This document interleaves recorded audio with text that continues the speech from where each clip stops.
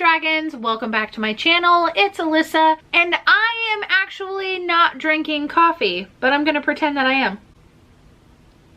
Like the basic booktuber that I am, I'm trash. I am coming at you like an attack with another book tag that I wasn't tagged in. But I felt like doing it anyway.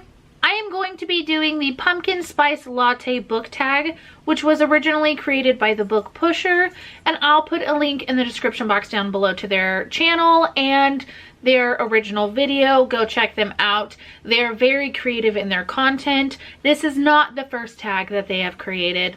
So in true basic white girl fashion, let's get started. The first question, Pumpkin Spice Latte, a book everyone likes to shit on but is actually delicious. I had a hard time thinking of a book. I'm gonna pick one of my most recent reads. I don't think that everyone shits on it. I don't think that it's a hated book, but it doesn't even have a 4-star rating on Goodreads, so I guess I'm gonna go with this one. And that is The Beautiful by Renee Ahdieh.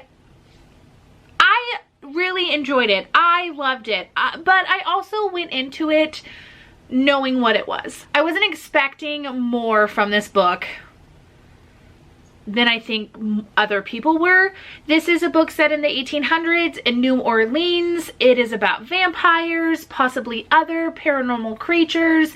It follows a main character named Celine who moves from Paris to New Orleans to escape her sordid past. Through a set of circumstances, she finds herself in the middle of murder and mayhem and a place or an establishment, the Court of the Lions, and she is inexplicably drawn to a mysterious boy. I mean, I wasn't expecting great literature. I was just expecting to have a good time reading vampire trash. And I did. I had a great time. I gave this 4 stars and I can't wait for the next one.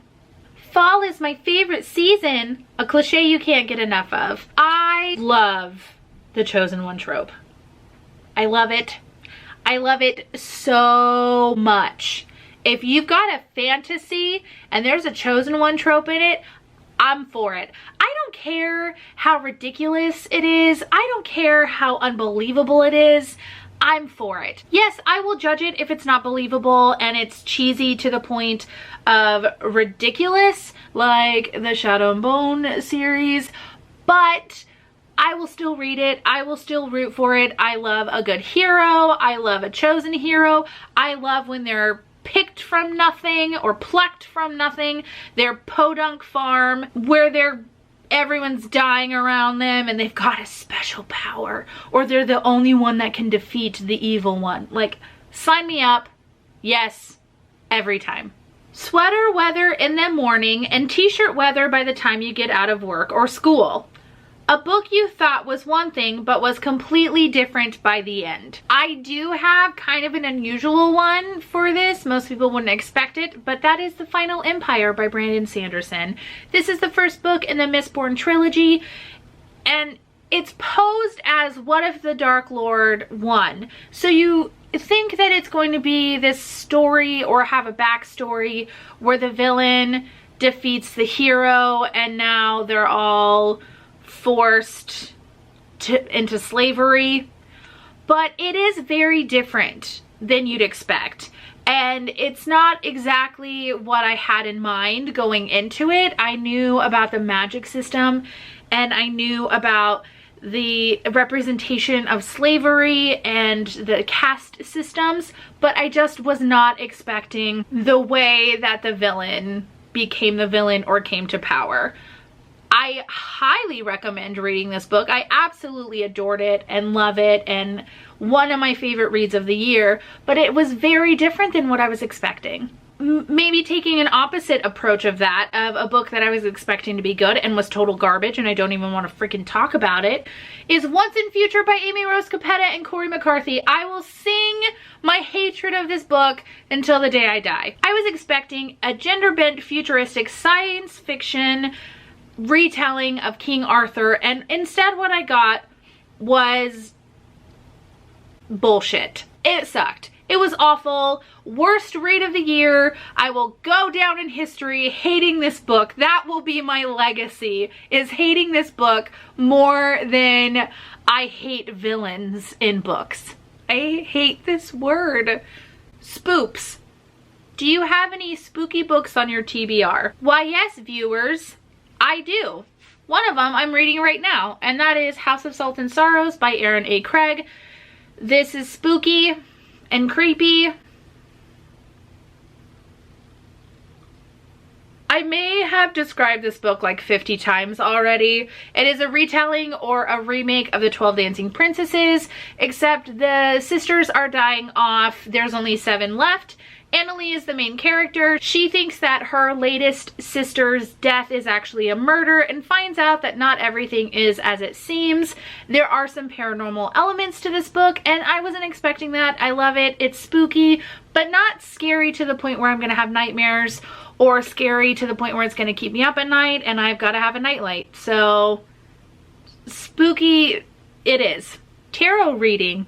A 5-star prediction. So I have a couple books that would go on this list. Starsight by Brandon Sanderson. It's the second book to Skyward, which came out last year. I absolutely loved Skyward more than I thought possible. I don't want to choose a sequel though. I want to pick a book that is the first in a series or a standalone. Because usually if I enjoy the series, then I'm going to love the sequels. Maybe. Possibly. But I'm gonna go with, I've said this book 1,000 times, The Fate of the Fallen by Kelcade. Don't fail me, please. This is a quest high fantasy, that talks about the Chosen One trope. What if the Chosen One dies on the quest? What happens? Who's going to take up that mantle? Love it. Absolutely obsessed with the idea of this book. I do like to read 1-star reviews before I go into like my 5-star predictions to kind of keep my expectations low, but I really, really, really want to love this book. The last one, I don't freaking know what it means. Sephora Sage plus Crystal Set. A book that means well, but missed the mark by a landslide. I'm gonna look up what this is. So it is a perfume company. Penrose wanted to do a starter witch kit, which included like tarot cards and sage and crystals, but it was canceled because it's insensitive to practitioners of witchcraft. So that makes a lot of sense for this, a book that means well but missed the mark by a landslide. So because I've already hated on Once and Future, I have a couple other books that are pretty recent reads. Usually for book tags, I just kind of have recent reads on the brain. So I chose 2 recent reads for 2 different reasons. The first one is These Witches Don't Burn by Isabel Sterling. It missed the mark because it meant to be a good book and it wasn't. It missed the mark. It was awful. I gave it 1 star.